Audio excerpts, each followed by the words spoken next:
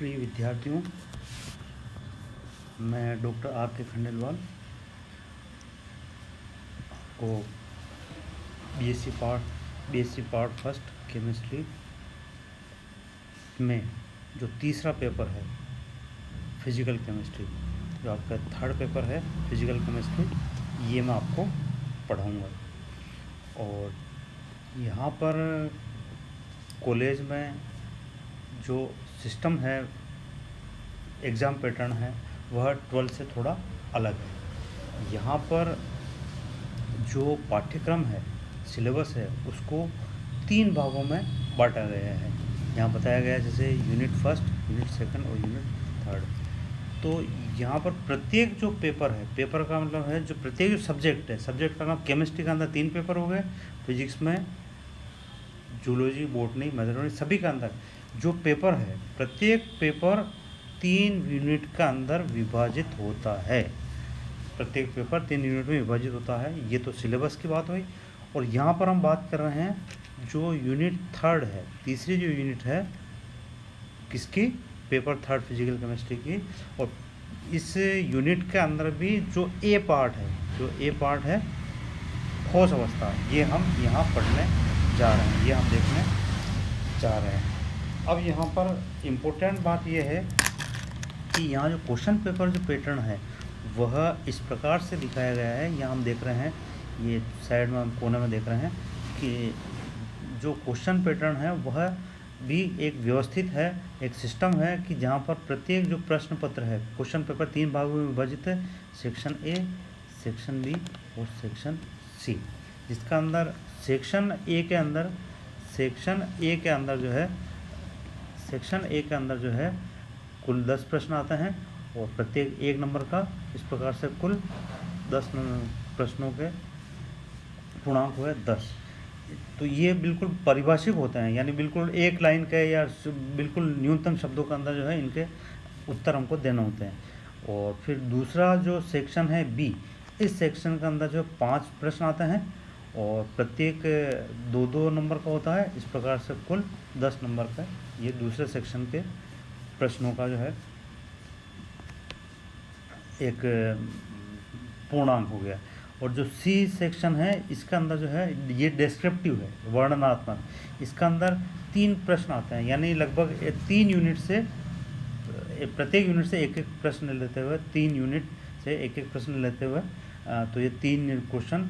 और यहाँ पर जो है आपको चॉइस भी मिलती है, जिसके अंदर आपको 2 में से 1 करना होते हैं या 5 में से 3 करना होते हैं। इस प्रकार 3 प्रश्न करना है, प्रत्येक का जो है पूर्णांक 10 नंबर का। इस प्रकार से कुल पूर्णांक हो गया यहाँ पर इस सेक्शन का 30 नंबर।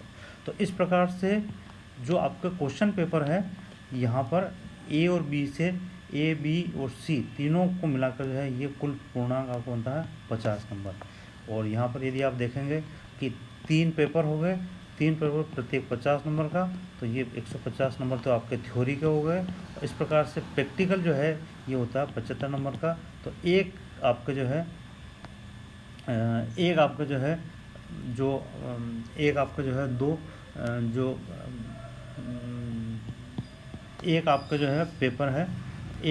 पेपर है, जैसे आपका मान लो जो केमिस्ट्री हो गया, तो केमिस्ट्री का जो कुल पूर्णांक कितना हो गया, 225 हो गया।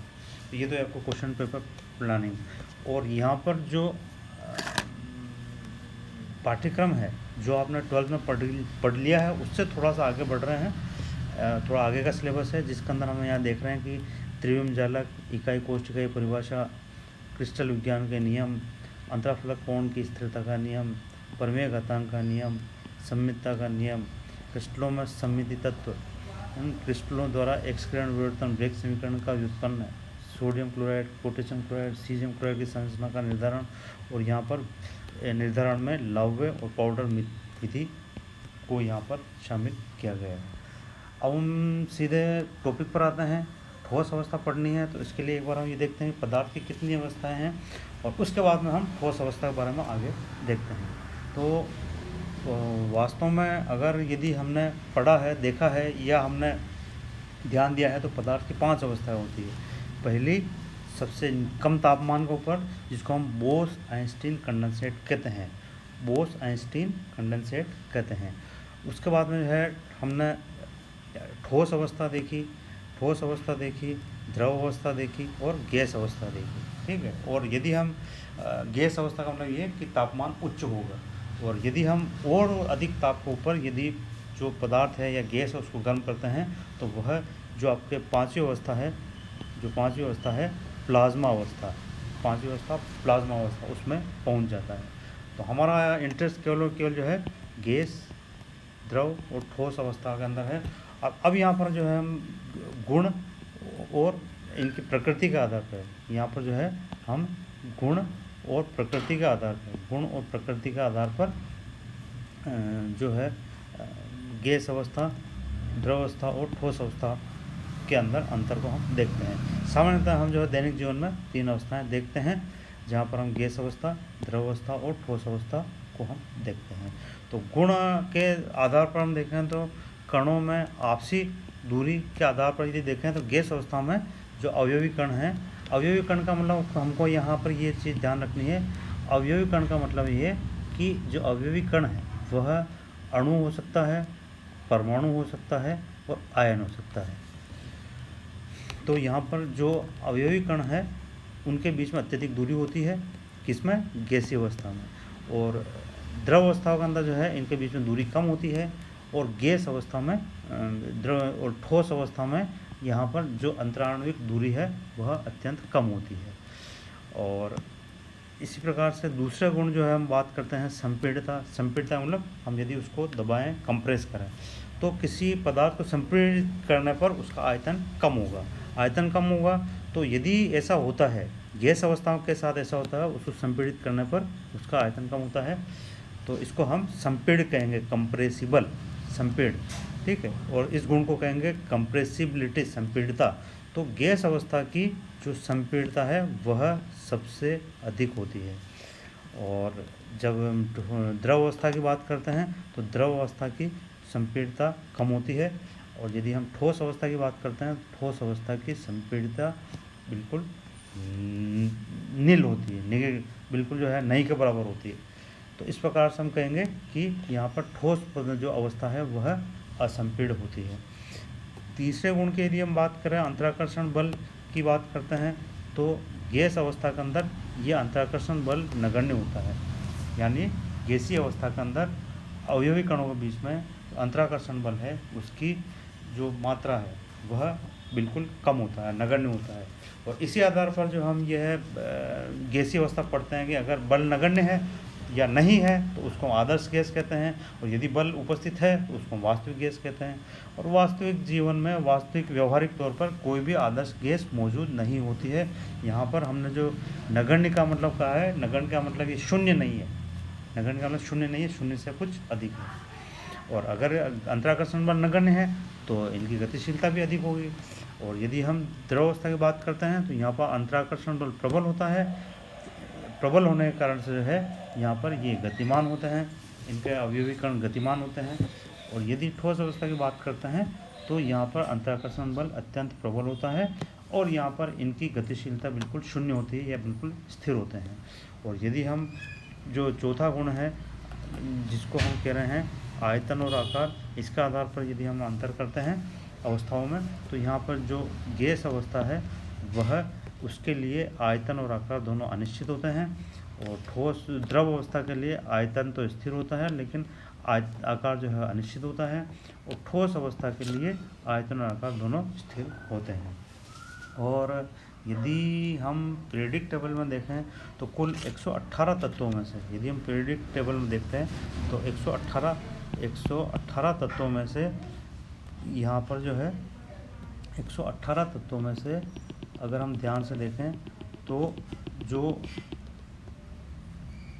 11 तत्व गैसीय अवस्था में पाए जाते हैं, जिसके अंदर हमने यहाँ बता रखा hydrogen, helium, neon, argon, krypton, xenon, radon, nitrogen, oxygen, fluorine, chlorine. और द्रव अवस्था में 5 तत्व जो है द्रव अवस्था में पाए जाते हैं, जैसे गैलियम, ब्रोमीन, सीजियम, फ्रांसियम और मरकरी। ये जो 5 तत्व हैं, ये ब्रोमीन हमने देखी है, उसी तरह से मरकरी हमने देखी है, मरकरी हमने देखा थर्मामीटर के अंदर ये द्रव अवस्था में होता है, भले धातु है लेकिन ये द्रव अवस्था में होता है। और बाकी जो बचे 102 तत्व हैं, जो 102 तत्व हैं ये ठोस अवस्था में पाए जाते हैं। तो इस प्रकार से पीरियडिक टेबल के अंदर ठोस अवस्था में सबसे अधिक तत्व पाए जाते हैं और सबसे न्यूनतम जो है द्रव अवस्था में पाए जाते हैं। अब यहाँ पर इस आधार पर ठोस पदार्थ की जो परिभाषा दी है वो क्या हो गई कि वे पदार्थ जो कठोर और असंपीड्य होने के साथ उनका आयतन और आकार स्थिर होता है, तो इस प्रकार के पदार्थ ठोस पदार्थ कहलाते हैं। और यहाँ पर जो है गुणों का आधार पर, प्रकृति का आधार, गुणों का आधार पर ठोस पदार्थ को दो भाग में विभाजित किया है, क्रिस्टलीय ठोस और अक्रिस्टलीय ठोस। वास्तव में जो क्रिस्टलीय ठोस है वे ही वास्तविक ठोस होते हैं और जो अक्रिस्टलीय ठोस होते हैं उनको सुपर कोल्ड लिक्विड या अतिशीतित द्रव कहते हैं, जिसको हम आगे देखते हैं।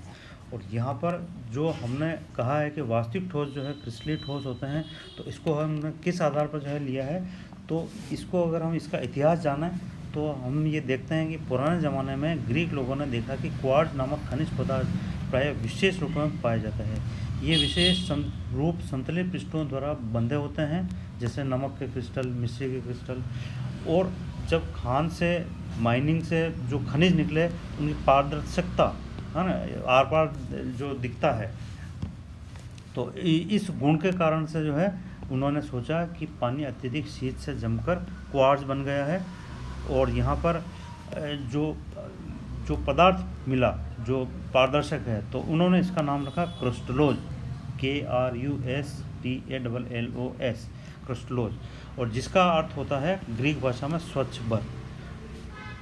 तो इसी सबसे पहले जब ये इस प्रकार का क्रिस्टल इस प्रकार पदार्थ मिला जिसमें आर पार देख सकते हैं, तो इसको क्रिस्टलोज जो इसको कहते हैं। तो इसी शब्द क्रिस्टलोज शब्द से क्रिस्टल शब्द की उत्पत्ति होती है।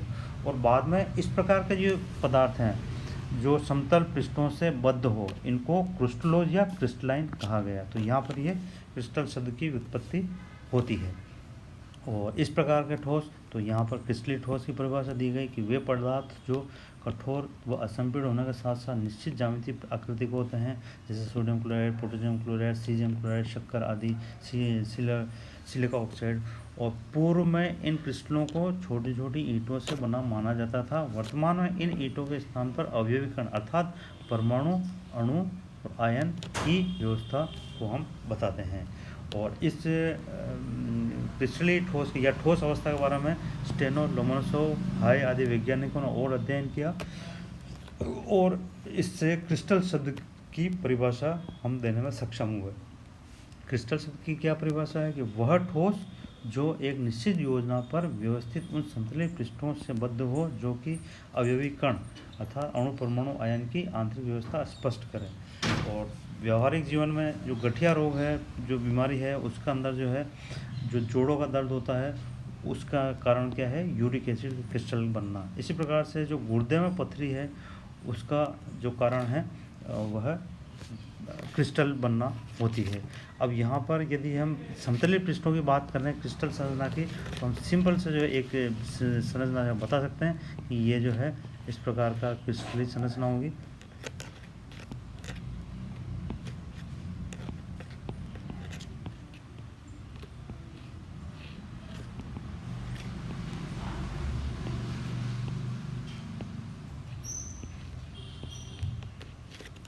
तो या इस प्रकार से हम ये क्रिस्टल संरचना को दिखा सकते हैं।